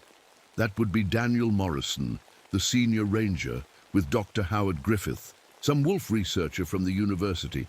Morrison is what you'd expect, tough, practical, with that look of someone who's seen it all, not the type to believe in ghost stories. The scientist, Griffith, was different, a city man with expensive equipment and no idea how harsh winter can be up here. Last to arrive was Peter Maddox, barely out of training. Young, excited, reminded me of my brother Tommy before Korea. The kid had no idea what he was in for, but his enthusiasm brought some life to this gloomy place. That first night, as I sat in my new room looking at Tommy's old photo, I heard something strange. It might have been the wind through the pines, or maybe just my imagination, but it sounded almost like whistling. I pulled my father's hunting knife closer and tried to sleep. But up here, in the endless darkness of the boundary waters, sleep doesn't come easy, and neither do the answers to the questions I've been running from. Little did I know, my personal demons would soon be the least of my worries. It was my third week at Jackpine Ridge when I first noticed something wasn't right. The morning started normal enough. I was doing my usual walk around the outpost, checking for any damage from the night's snowfall. That's when I saw them, footprints in the fresh snow. But these weren't like anything I'd seen before. They were huge, bigger than any humans should be, and they led straight to Cedar Lake. The strange part? They only went one way. There were no prints coming back. I stood there for a long time, just staring at those tracks. My army training kicked in, and I started taking pictures and measurements. Whatever made these was at least 9 feet tall, judging by the stride length. I radioed. "Morrison about it. Probably just a bear walking funny," he said. "But I've seen bear tracks. These were different. That same week, Peter Maddox came running into the cabin during breakfast. His face was white as the snow outside. "The animals," he said, trying to catch his breath. "They're all gone." He was right. Usually we'd see deer tracks, hear wolves howling, spot birds in the trees. But in a 3-mile circle around our outpost, there was nothing. Even the squirrels had disappeared. The forest was dead quiet. Dr. Griffith seemed excited about it, in his own nerdy way. He set up his wolf tracking equipment all around the outpost, hoping to figure out why the animals had left. That night, his machines picked up something weird. "Listen to this," he said, playing back a recording. "At first I heard nothing. Then faintly, a high whistling sound came through the speakers. It made the hair on my neck stand up." "Could be wind," Morrison suggested, but the sound had a pattern to it, almost like it was trying to be musical. Things got worse when Peter came to my room late one night. He was shaking. "I heard my mom," he whispered. "She was calling me from the woods." "Your mom?" I asked. "I thought she died when I was 15. He said. His eyes were wide with fear, but it was her voice. I'd know it anywhere. I gave him some coffee and tried to calm him down. But inside I was worried.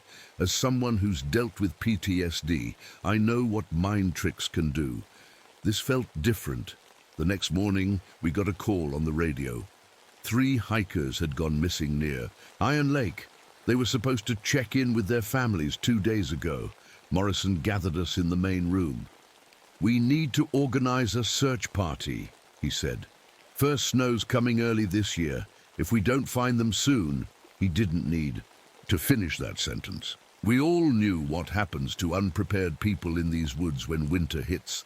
As we packed our gear for the search, Lena pulled me aside.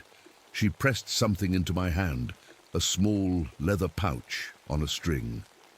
"Wear this," she said. "My grandmother made it to keep safe from things that shouldn't be here." I almost handed it back. I'm not superstitious, but the worry in her eyes made me put it around my neck. That night, as we prepared for the search the next morning, I heard it again. That whistling.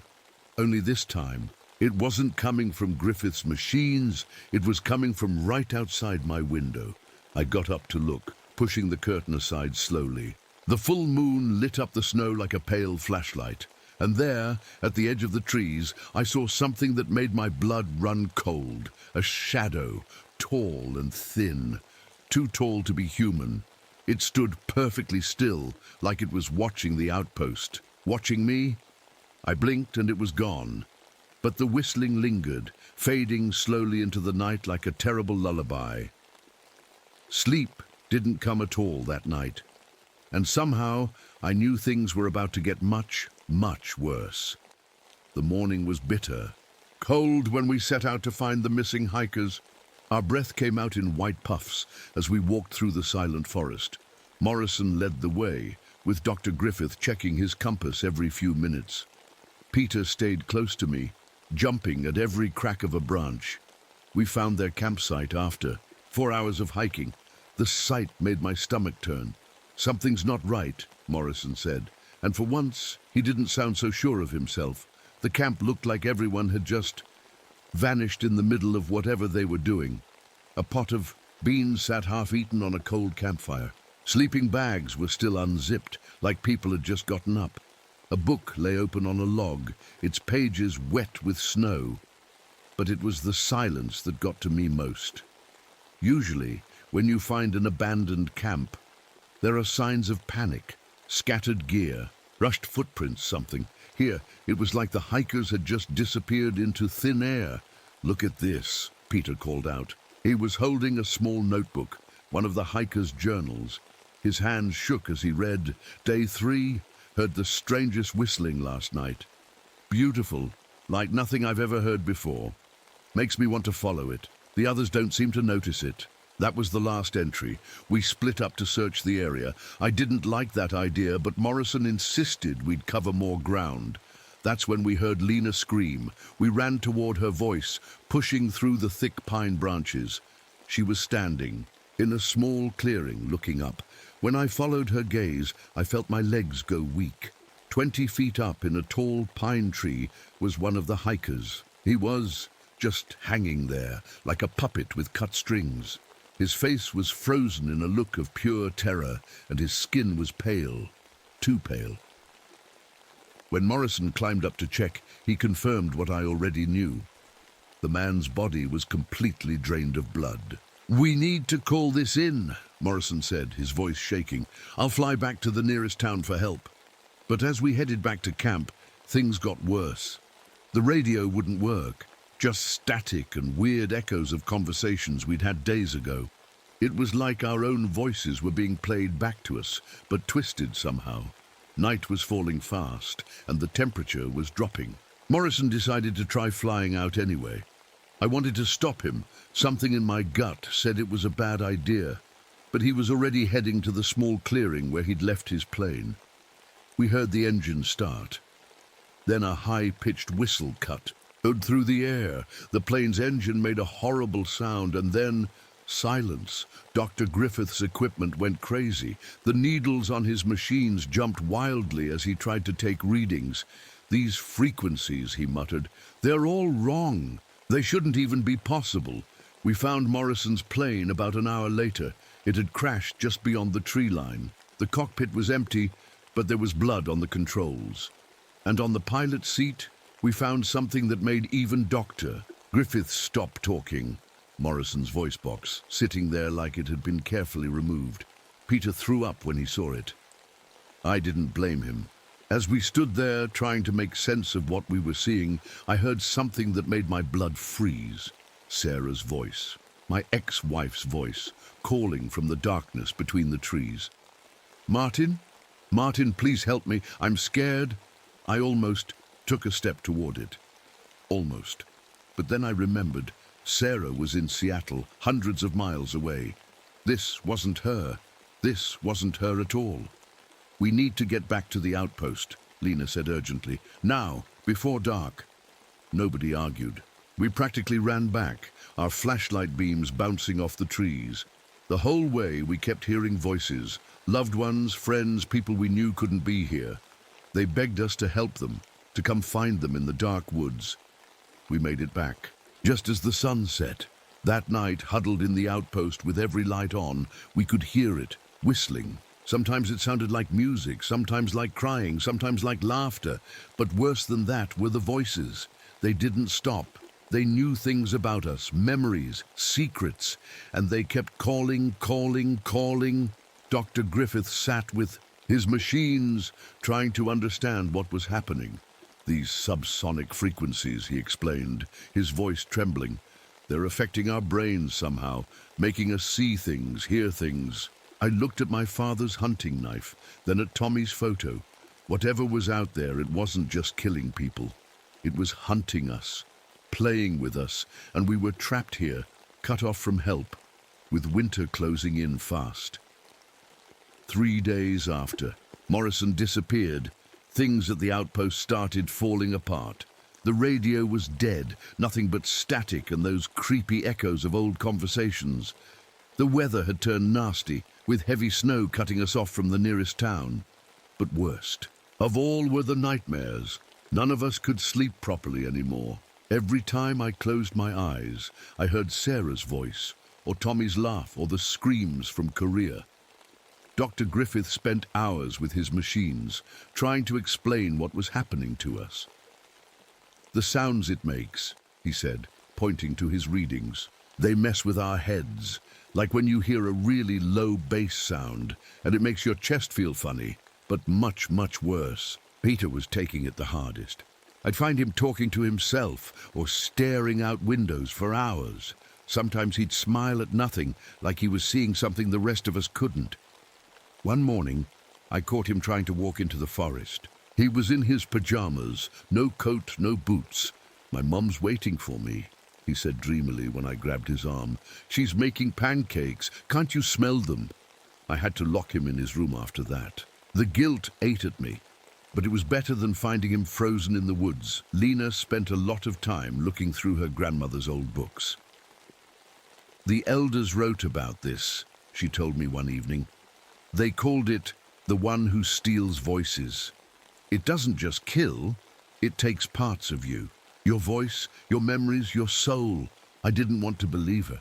But after what we'd seen, Dr. Griffith's recordings got worse every night. The whistling changed. Sometimes it was like a beautiful song, making you want to follow it. Other times it was like nails on a chalkboard driving into your brain until you wanted to scream. "The frequencies are changing," Griffith explained, his hands shaking as he showed me the readings. "It's learning, adapting, finding what hurts us most." One night I was on watch in the tower when I saw it clearly for the first time. The moon was full, making the snow glow silver. It stepped out from between the trees, and my heart almost stopped. It was tall, taller than any person should be. Its skin was almost see-through, like cloudy glass, with dark shapes moving underneath. But its face, I'll never forget its face. It didn't have one, just a smooth, blank surface where features should be. As I watched, frozen in fear, it turned its head toward the tower. Then it opened what I guess was its mouth, and I heard my brother Tommy's voice. "Hey, Marty, remember when we used to climb trees like this? Come on, race you to the top." Tommy's voice. Perfect. Exactly like I remembered from before Korea. Before I lost him. I found myself standing up, moving toward the tower stairs. Part of me wanted to go to it, even knowing what it was, what it had done to the others. Then Lena's voice cut through my daze. "Martin, don't move." She was at the tower door, holding up one of her grandmother's charms. The thing in the clearing made a sound like radio static, and then it was gone. But we all knew it wasn't really gone. It was just waiting. That night we heard crashes from Dr. Griffith's room. When we broke down the door, We found him on the floor, blood coming from his nose and ears. His machines were going crazy, the needles all pinned to the red. "The frequencies," he gasped, holding his head. "It's like it's trying to shake our brains apart." We moved him to the medical station, but there wasn't much I could do. My army medic training hadn't covered anything like this. As I watched, over Griffith that night, I heard Peter talking in his room.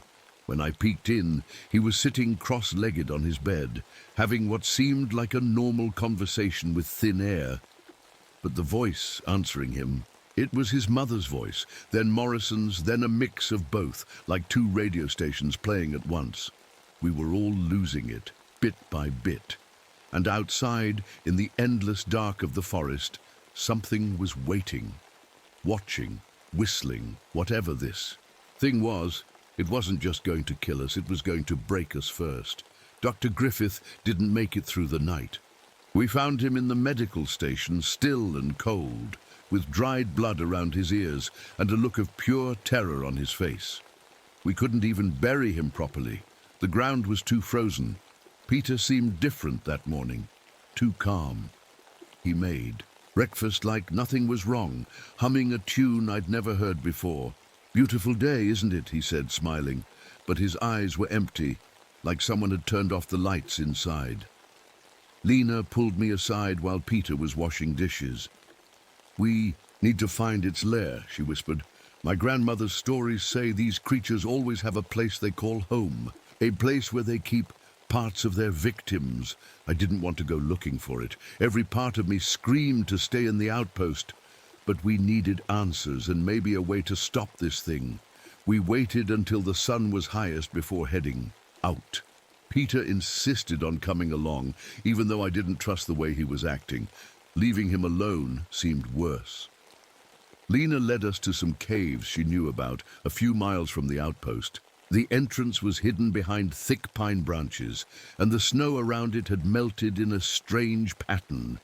"Look," she pointed at the ground. "No animal tracks. They know to stay away."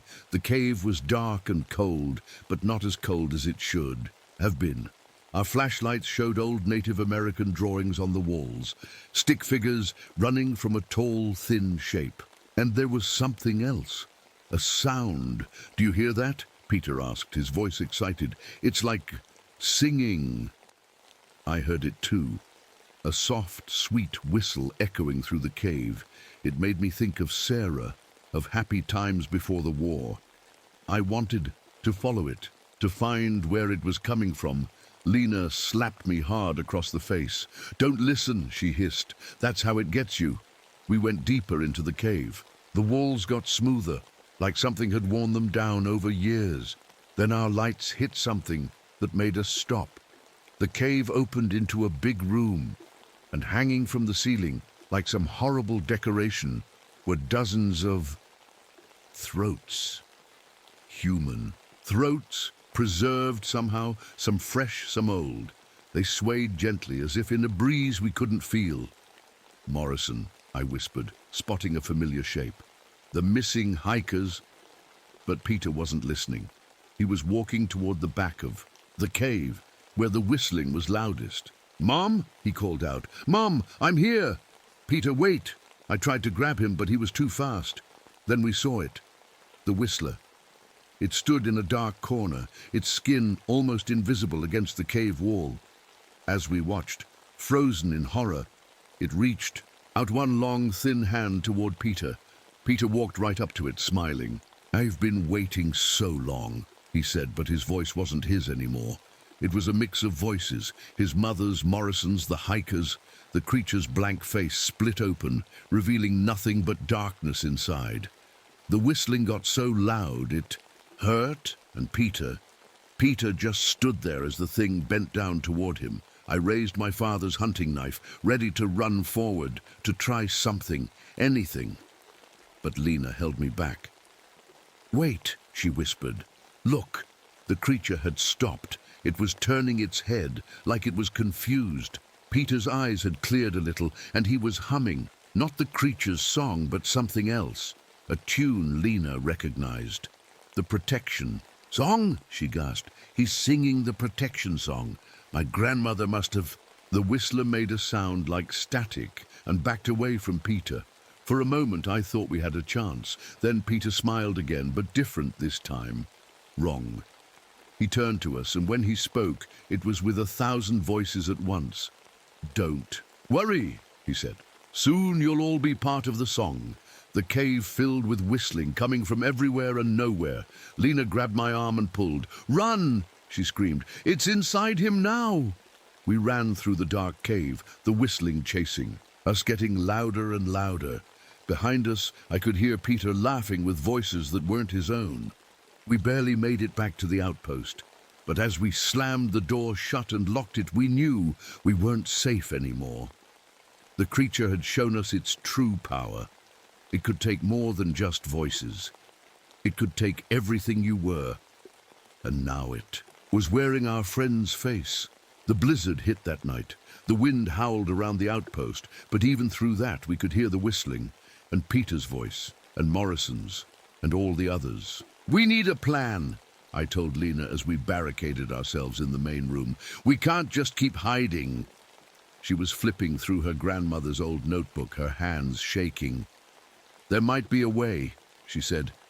My grandmother, she didn't just survive an encounter with this thing. She trapped it. She gave it a voice it couldn't copy.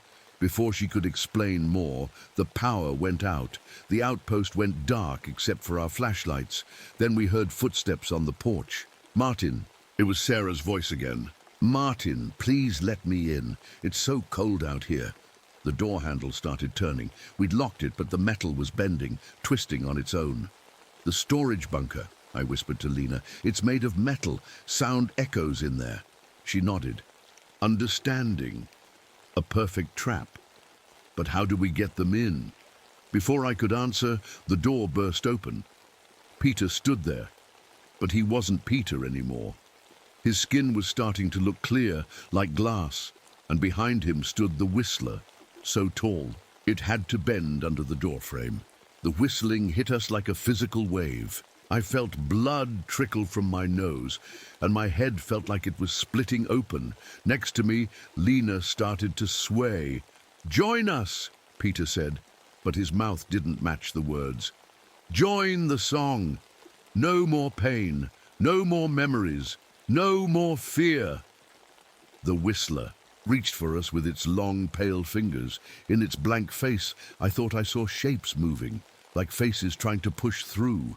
That's when I understood what Lena's grandmother had done. What I had to do. The bunker, I told Lena. Get to the bunker, I'll handle this. Martin, no, go! She ran. The whistler started to turn toward her, but I did something crazy. I started to sing. It wasn't much of a song, just an old army marching. Tune Tommy and I used to sing, but it was mine. My voice, my memory. The creature turned back to me, interested. Peter's face twitched. You want voices? I said, pulling out my father's hunting knife. You want something you can't copy? I didn't. Let myself think about it. I pressed the knife to my throat and cut into my own voice box. The pain was terrible, but I kept going. Black spots danced in my vision as I pulled it free. My own larynx, my own voice. Blood ran down my chest as I held it out. Here, I tried to say, but no sound came out, just air. The whistler leaned forward, curious. Peter stepped closer too. They were both focused on my offering. Something new, something they'd never taken before. A voice freely given. That's when Lena slammed the bunker door shut behind them. The metal room acted like an echo chamber. Every sound bounced back, multiplied, turned into 1,000 whistles, 1,000,000 voices. The creature screamed, a horrible sound like breaking glass and static. Peter collapsed, the thing's hold on him breaking. I grabbed him and pulled him out as Lena started chanting in her native language, drawing symbols on the bunker door with something red. Inside, the whistler was shrieking, trapped in its own sounds, its own stolen voices. The bunker walls began to freeze over, frost spreading like spider webs. It's done, Lena said, finishing the last symbol. The binding is complete.